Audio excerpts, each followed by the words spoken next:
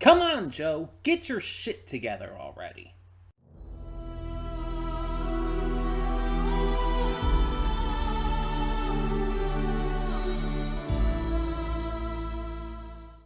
Hey everyone, welcome to Princess Gay. I'm your host, Connie, and today we are here with Kid Cosmic, Season 2, Episode 6. Joe is definitely going down a path where she's going to get a notable wake-up call. Like, I don't know if it's this episode or next episode or something, but it's like by the end of this season, she's going to get like this massive wake-up call and is going to have to realize the way she's been trying to do things is not right. With this big moment at the end of this last episode where she basically just tells everyone else to fuck off, politely, of course, and telling them that they're not really part of the team anymore, that it's just her and the gladiator chick whose name I can't remember right now. You would think I would remember her name because I like her, but yeah, it's ridiculous. Joe is so like fucking terrified of Herodias, which is fair. But she's so terrified of Herodias that she's like kind of devolved into this one note like fighter of a character, because and I'm not saying this is a bad thing for the series. Like, this is a good character arc. But she's kind of turned into this like desired warrior because she thinks it's the only way to stop Herodias. And I kind of brought this up last time. What the fuck does she plan to do? Punch the planet? Because Herodias is basically a living planet from what we saw. A living planet that absorbs and destroys other planets. How do you fight that? Like, from a physical level. I'm not saying like that the solution is like something dumb like the power of friendship, though that would be fucking funny. But how do you fight that? You can't just like land on it and punch it. That's not gonna work. That's not gonna do shit. It's like, I don't know what she's expecting here. And I think that's kind of the point they're going for. She's become so obsessed with strength and so obsessed with like trying to, solve this problem by physical combat that she's ignoring the obvious fact that, like, Krosh, by the way, is the gladiator chick's name. That her and Krosh, even together, are not strong enough to do shit to this physically. That this is a problem they can't solve with their fists.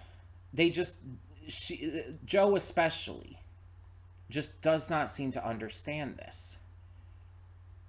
And of course, like, Queen Jean is not helping. She's just exacerbating the problem by being an enabler here. And I said it before, and I'm going to keep saying it. I don't think Queen Jean is doing this out of any ill will. I think it's just what she knows. We even see last episode that after Flo saves her, she's like, "Why did you save me? Don't you hate me?" And Flo's like, "Yeah, but I'm a good person." Basically.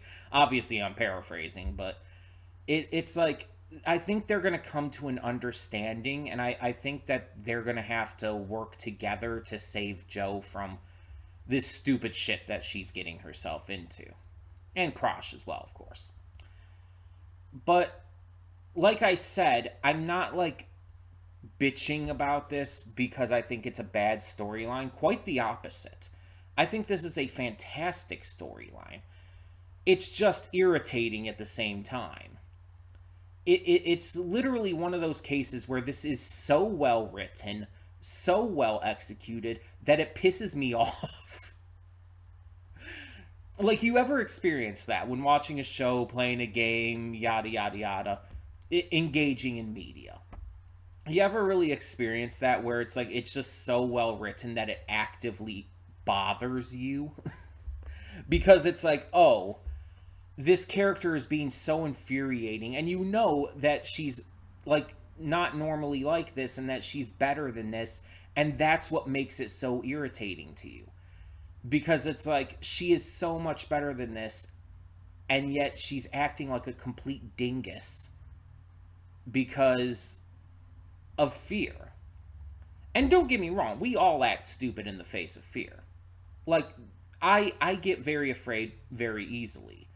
This is why I don't tend to play a lot of horror games, because I am a chicken shit. And I have a very, very hard time, like, playing some of these horror games because it freaks me the fuck out. I'll give you an example. Some of you might remember a while back, I tried playing Amnesia. I stopped playing Amnesia because I couldn't handle it. Because it was, my anxiety was going through the roof, and I was not feeling okay. Like, I was actually, like, actively not feeling like I would be okay if I continued playing it. I don't know if I, like, had, like, this kind of vibe, like I would have a heart attack or something, or I would just, become a mess in terms of my mental health. I don't know, like, exactly what the vibe I was getting was, but I genuinely felt that if I had kept playing that, I would not be in a good place, one way or the other. And so I stopped playing the game. And I've played other horror games in the past too, and some of them have given me that same feeling. One big example is Outlast. I have tried to play Outlast. I don't think I will ever try again. And here's the thing, I love Outlast. I have seen all of it played from other people. Because that's the weird thing. Watching someone else play it on, like, YouTube and stuff does not bother me. But playing it myself, I guess it's like the active, like, interaction with it, rather than passively sitting by and watching someone else actively interact with the game. When I'm actively playing it myself, it's like my anxiety just shoots through the roof. And it's kind of the same thing with this and everything. It's like, I'm watching this, and it's just, it's bothering me so much. Even though, like, this is more passive and everything. It's just like my anxiety and emotions just are reaching a high, even though I acknowledge it's well done. And it's the same thing with Amnesia or Outlast or others like that. They're well-made games. They're great games. But my emotional state and my anxiety and shit, my mental health just will not let me engage with them in that way. With a passive thing, it clearly shows itself in a different way for me. It's like I can engage with it. I'm just going to be pissy about it. Because it's like I'm just so fucking irritated with her. It's a really weird experience, probably from your guys' point of view. Imagine how it is for me. Imagine the kind of shit I'm feeling and going through, watching this series, and, like, being, like, genuinely angry and upset, like, at this character.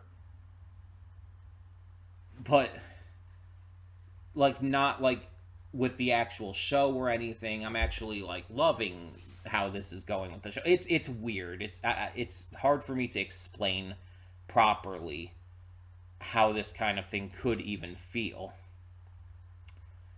So, yeah. Just wanted to kind of give you an idea of where my head is at with this series. Don't know if I made any sense or if you understood what I was saying, but hey. All of that being said, I'm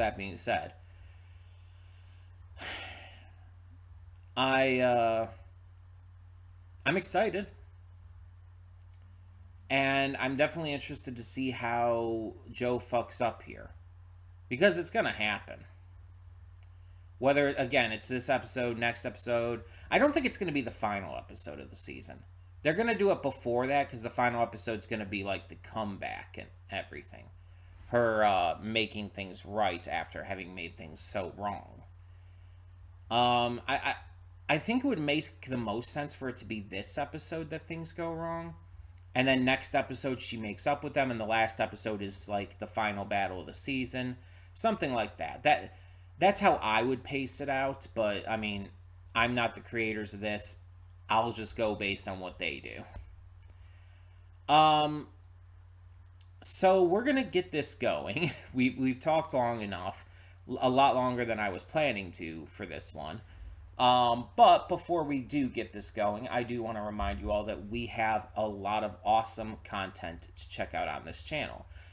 Between Monday and Friday, we have a plethora of just amazing series reactions. And on Monday, we also do YouTube reactions, or at least YouTube adjacent. Shorts, specials, miniseries that just don't have enough episodes, or, just YouTube videos.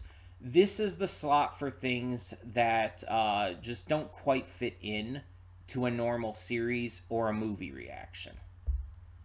And speaking of movie reactions, though, we have those every Saturday and Sunday. I pre-record them during the week, but upload them on the weekend so that every day has some kind of reaction content going for it. We're also currently playing through a couple Let's Plays on the channel. We have Spider-Man 2 every Sunday, Tuesday, and Thursday. Really been enjoying that one. And we also have Anno Mutationum on Saturday. Now, just as a little note, the Spider-Man 2 Let's Play does have some audio issues for the first 9 parts. Especially parts 5 through 9. These were my first 2 recording sessions, and it's also the first time I've done a Let's Play with a capture card from the PS5 and all. All Let's Plays I've done in the past have been like off of my PC, off of laptop, off of Steam. So this is my first time using capture card, and I had to get some settings right, and I kind of fucked up. Especially in the second recording, which again was parts 5 through 9.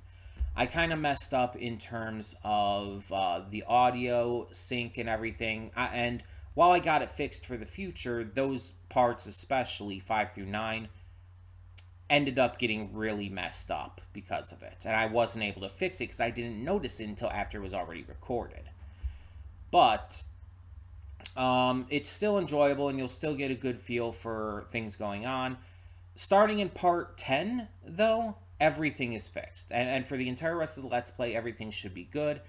I have not seen any other issues pop up, so we should be all Gucci for the vast majority of the Let's Play. And as for Anno Mutationum, that is a donation reward Let's Play for Matthew Vasquez. And if you want to know how to donate for a future Let's Play, go to the channel search, and type in June Double Reward Month PS5. All one search. Type it in, and it should take you straight to the right video. And that video will give you all the information you need on how to donate for a future PS5 Let's Play. That all being said, we are going to get this going and see what this episode has in store for us. So, when the screen fades to black, pause this redirect and go to the description below. Follow the link to the reaction, because yes, we do redirect all of our reactions on this channel. I understand clicking an extra link just to get to the reaction. You wish it would be just on this video, right? Well, you know how YouTube's copyright system is. It's really shitty. And because of that, it causes some issues in terms of, like, putting that stuff up on the channel. I want to avoid any possible copyright strikes, or even worse, a channel termination. I've dealt with that before in the past. I really don't want to deal with it again. And so to keep the channel safe, I just push all the reactions off to another site. Luckily, it is only a single click. You just have to go to the description below and click the link, and it'll take you right to where you need to go. You don't have to do any more clicks after that. And on the plus side, this does mean that I can give all of you, every single one of you, the full unedited reaction for free. No paywalls, no Patreon, and you don't even have to sync up your own copy. It's just right there in the video. Not all reaction channels are able to do this, some for good reason. But I do pride myself on the fact that this channel is able to give you the full unedited reaction for free. I really like to be able to give that to you all, and I hope that you enjoy these reactions as they are. And yeah, this is just something that I hope kind of makes up for the fact that I do have to redirect it to keep the channel safe from any possible big issues. But yeah, so go check out the video, and after you watch it, come back here to the redirect and resume play. Because after it fades black and then fades back in, everything from that point forward will be my afterthoughts, and will not only contain spoilers to the episode, but just my general thoughts on things, on the series as a whole, possibly stuff related to the channel. It's always worth checking out, just to be safe. You never know what I might end up saying. So, with all of that, I thank you, as always, so much for tuning in, and for now, I will see you at the reaction. And we are back, and we'll begin with spoilers in 3, 2, 1, now. So, I was trying to be, like, kind of coy about it. I was trying to, like, not say it, because I felt like, I don't know, it would seem like a little much if I said it, and I was worried it wouldn't happen if I verbalized it. But I hope I got my point across. Like, I even mentioned the title felt like a hint as to what I was thinking was going to happen, my theory there. And with what I said at the end, I hope that got things across too, with saying, like, basically what I was surprised by and what I was thinking was going to happen and let's just say, I mean, it happened. So I was theorizing based on the title and everything, and this theory kind of came to me as I was just starting to watch the episode and all. So it's not something I was thinking really beforehand. But I saw, as the episode began and it showed the title and everything, I'm thinking to myself, Crush is going to die, right? Are they going to actually pull the trigger and do this? Because it's like they've had death in the show before with the other survivors and all. It wouldn't be out of the question for this to happen. So it was just a matter of, are they going to pull the trigger and kill Crush? And that's going to be what wakes Joe up. And that is what happened, but I was not expecting the betrayal. The Crushes betraying Joe, it honestly never even occurred to me. Like, don't get me wrong, like, in hindsight, it makes sense. It tracks. I totally believe Crush would do that.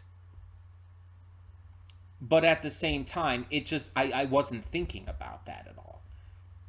I was thinking Joe and Crush were going to go to Herodias, try to fight it, just be completely wiped out to the point where Crush is killed, Joe is injured or captured or something, and is just in a very bad state and realizes that she fucked up big time.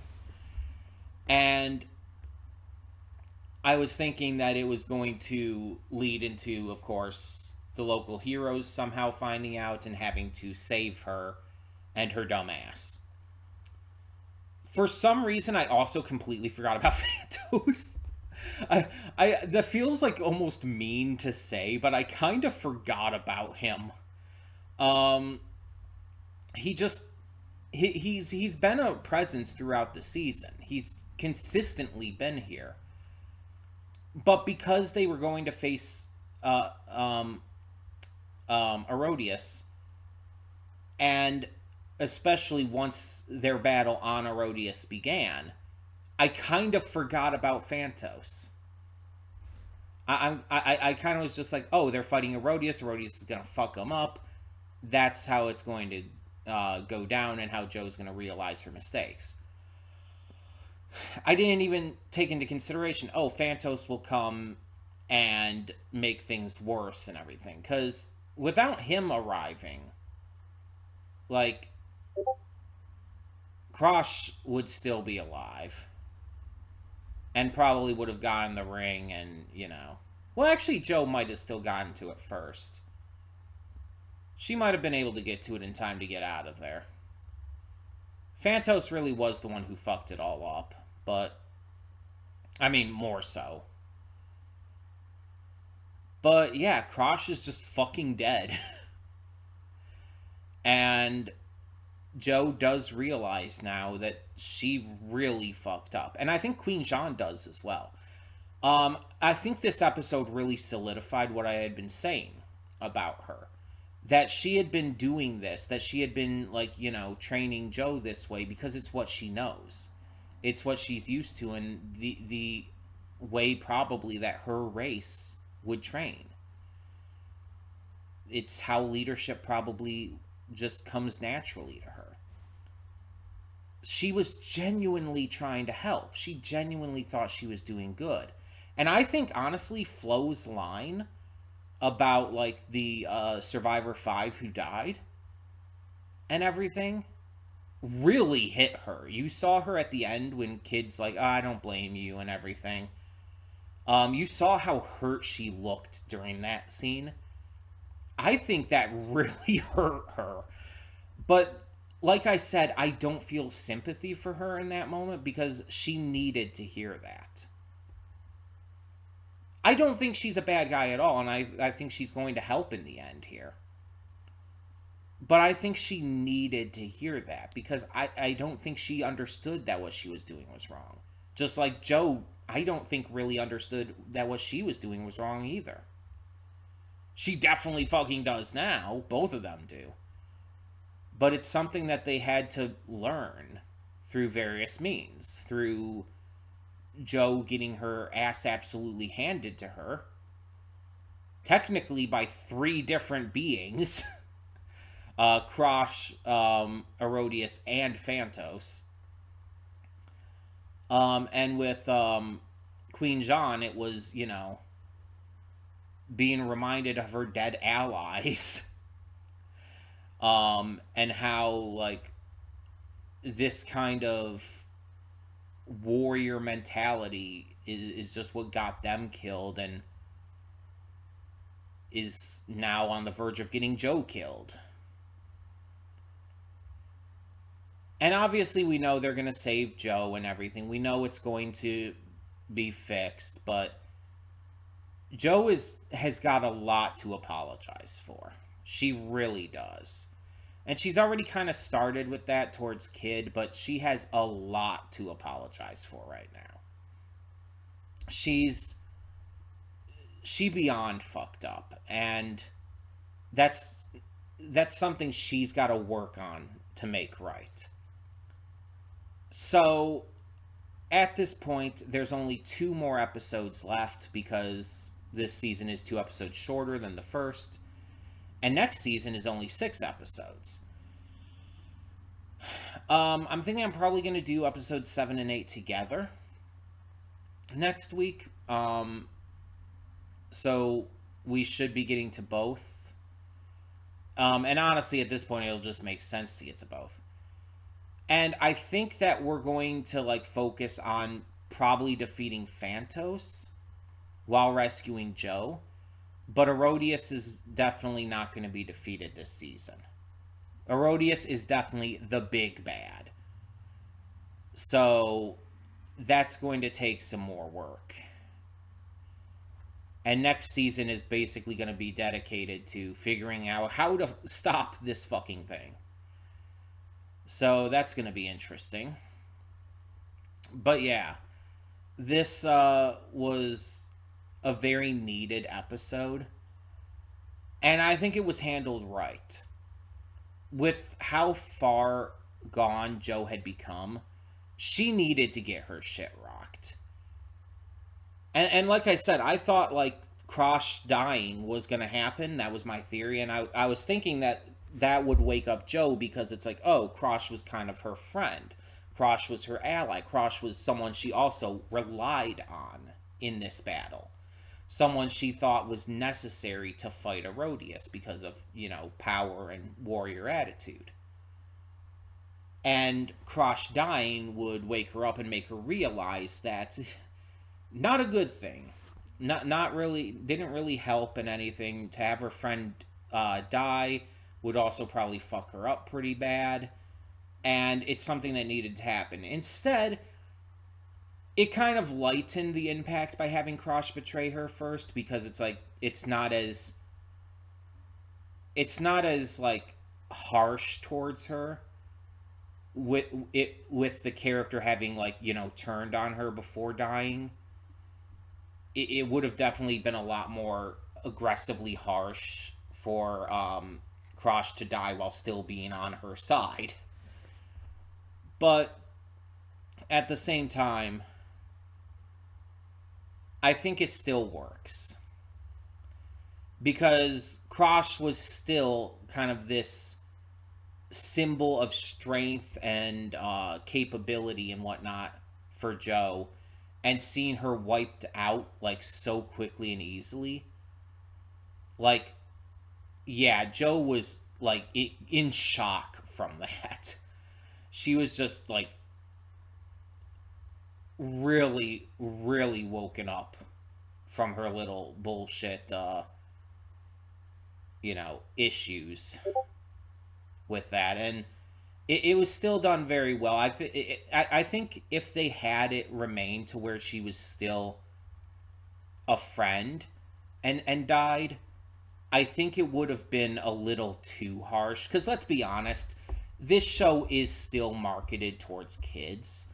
While adult audiences can absolutely enjoy this show, it definitely has a lot of depth that kids won't understand and get quite as well. It is marketed towards kids. It's a family friendly cartoon and everything.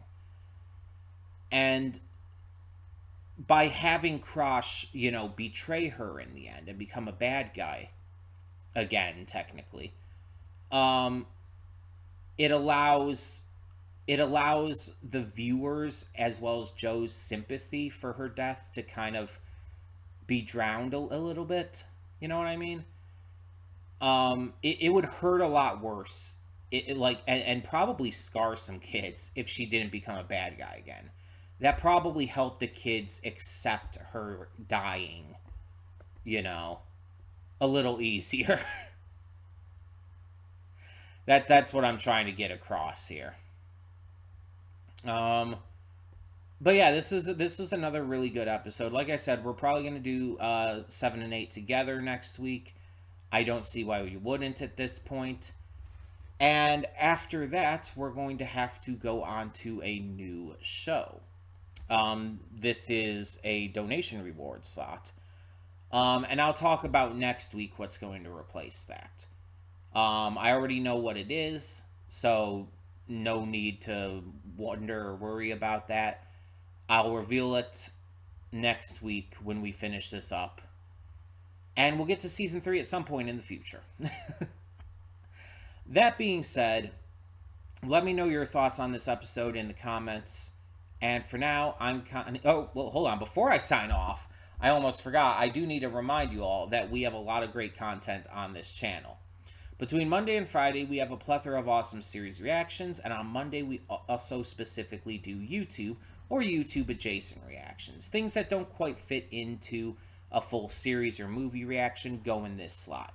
And speaking of movie reactions, we have those every Saturday and Sunday. They're pre-recorded during the week, but uploaded on the weekend, so that every day has some kind of reaction content going for it. And we're currently going through a couple Let's Plays on the channel. Spider-Man 2 is every Sunday, Tuesday, and Thursday, and Anno Mutationum is every Saturday. If you want to know how to donate for a future PS5 Let's Play, just like Anno Mutationum is a donation reward for Matthew Vasquez, all you have to do is go to the channel search, and type in June Double Reward Month PS5. It should lead you to the correct video that will tell you everything you need to know regarding how to donate for a future PS5 Let's Play. So now, all of that being said, thank you so much, as always, for tuning in. And for now, I'm Connie, and I'm signing off. See y'all next time.